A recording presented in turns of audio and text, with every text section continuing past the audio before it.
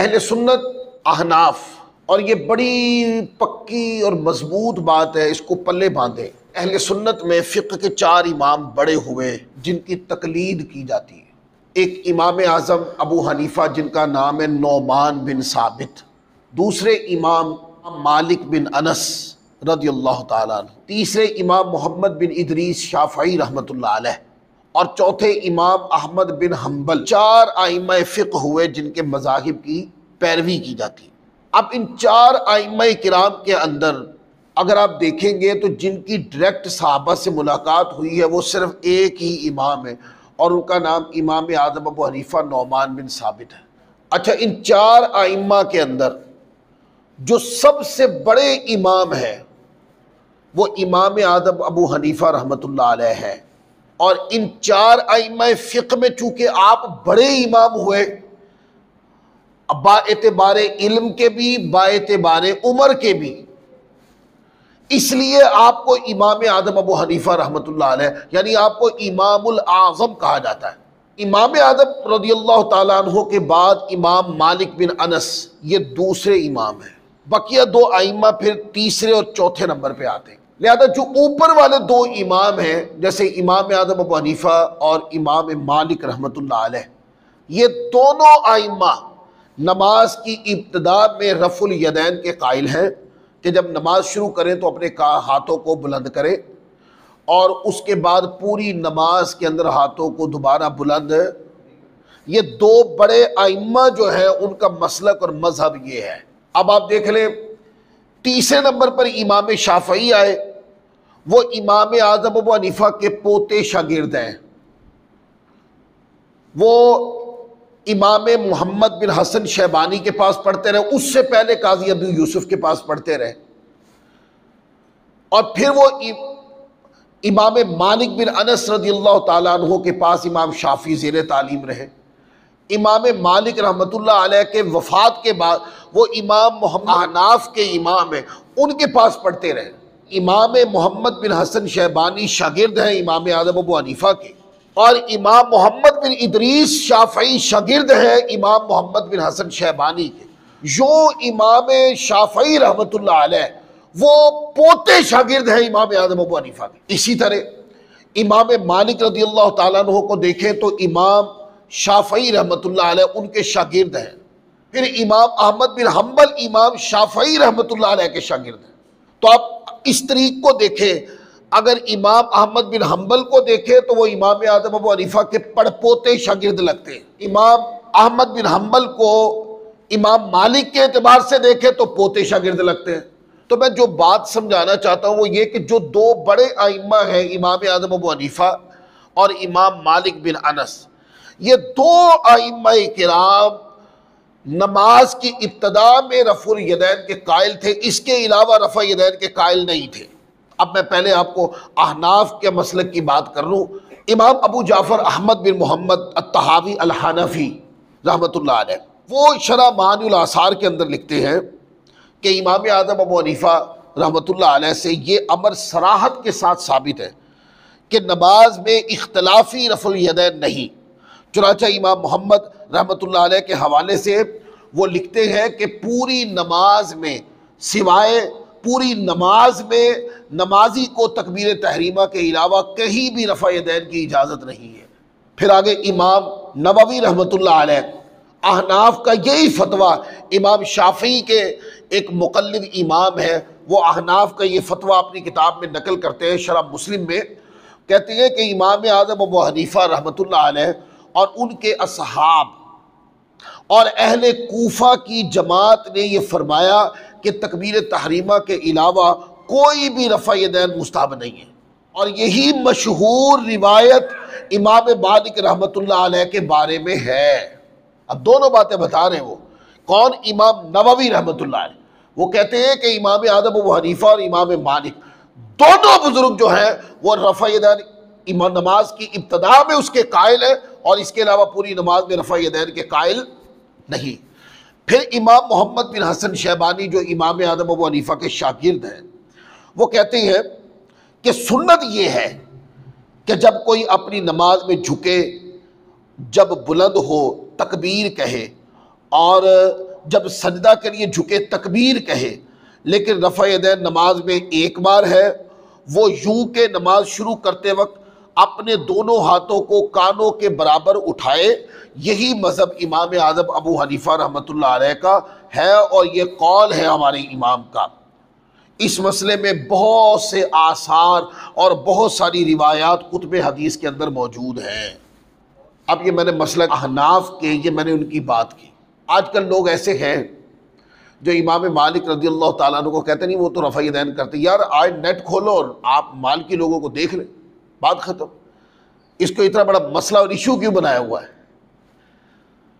جو مالکی لوگ ہیں وہ رفع یدین نہیں کرتے تھے، اور امام مالک رحمۃ اللہ علیہ جو ہے یہ اہل مدینہ کے قول پہ فتویٰ دیتے تھے۔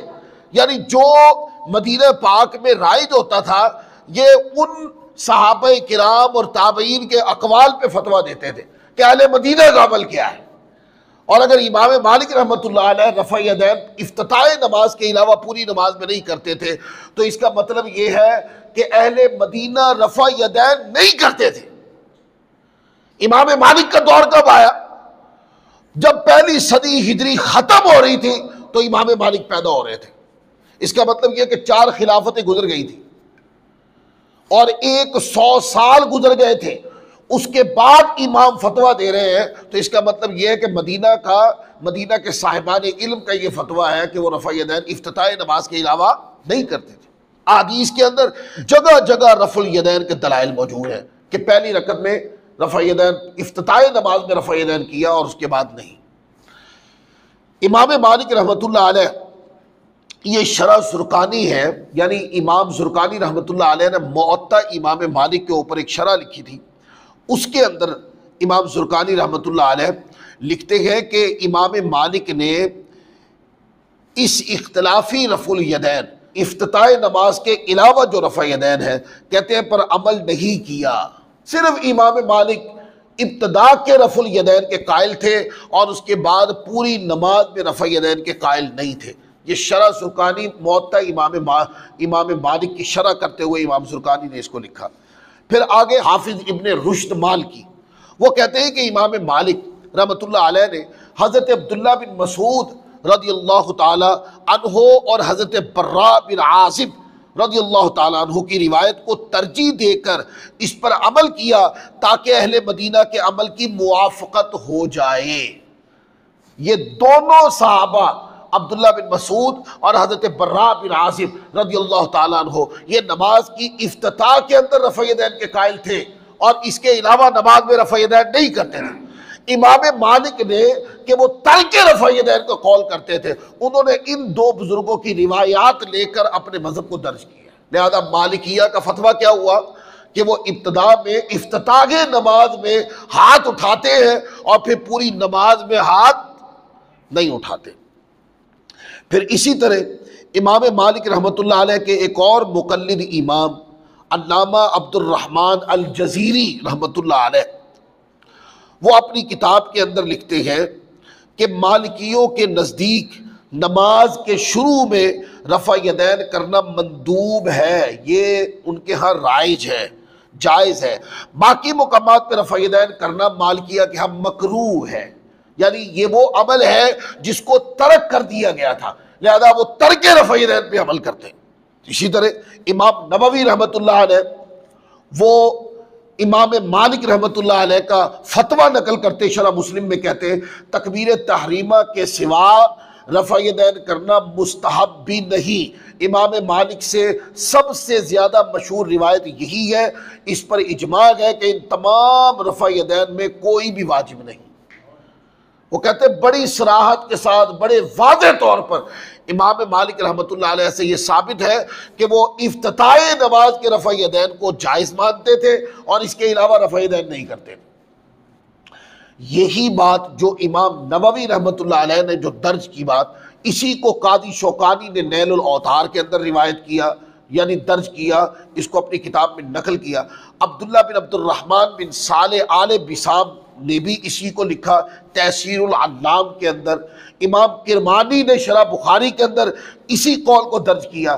امام مالک کے شاگرد ابن القاسم فرماتے ہیں کہ امام مالک رحمۃ اللہ علیہ کے نزدیک نماز میں رفع یدین کرنا شروع نماز کے علاوہ ضعیف ہے، صرف شروع نماز میں جائز ہے، اس کے علاوہ پوری نماز کے اندر رفع یدین درست نہیں ہے۔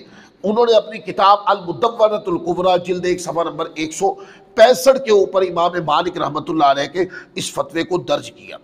پھر خود امام مالک رحمۃ اللہ علیہ آپ سے نقل کیا صاحب المدونۃ الکبریٰ نے کہ امام مالک نے خود فرمایا میں نماز کے شروع والے رفع یدین کے علاوہ کسی مقام پر رفع یدین کو نہیں مانتا، یعنی وہ ان کی تحقیق کے مطابق جو اس کے علاوہ رفع یدین ہے وہ سارا کیا ہے، منسوخ ہو چکا ہے۔